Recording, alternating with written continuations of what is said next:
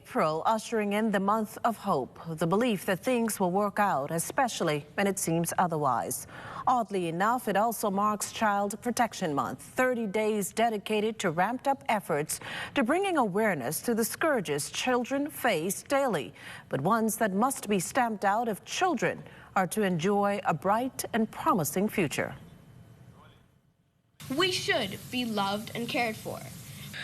A simple yet gripping message from 11-year-old Queens College student Nylah Symonette, one that drives home the gravity of child abuse in the Bahamas, and by extension the awesome responsibility entrusted to parents and guardians to ensure it never happens. And this in the face of repeated reports of unlawful sexual cases this year alone. Case in point, a young Defense Force officer was earlier this month formally charged with 5 counts of unlawful sexual intercourse.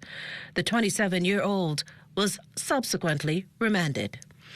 Meantime, figures provided by the Department of Social Services show that in 2022, there were 73 cases of physical abuse, 92 cases of sexual abuse, 6 cases of verbal abuse, 4 cases of emotional abuse, 141 cases of neglect, and 3 cases of abandonment. Add in another 72 other cases, and that's a total of 391.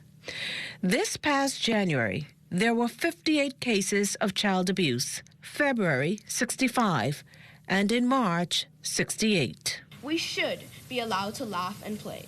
We should be able to focus on school and get good grades. We should be happy and carefree. It should not hurt to be a child.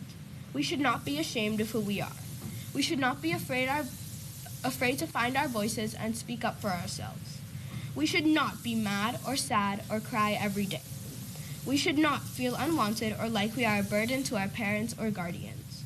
We should not be exposed to physical and verbal abuse from anyone, most especially not from the people in our lives who should be, and I quote, teaching us well, letting us lead the way, and showing us all the beauty we possess inside.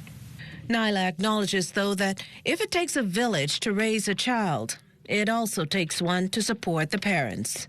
A number of events planned to mark Child Protection Month, including an education campaign whereby officials speak directly to children about what is and what is not acceptable behavior. We have found that very often children endure certain behavior because it's coming from or perpetrated by persons that they're supposed to love and trust in their homes, in their environments. And they come to believe that such treatment is normal, so to speak, when in fact it is not.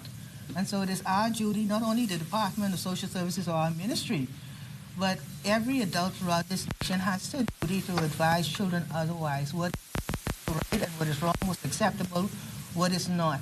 Because if we ruin the young people of today, we have nothing to look forward to.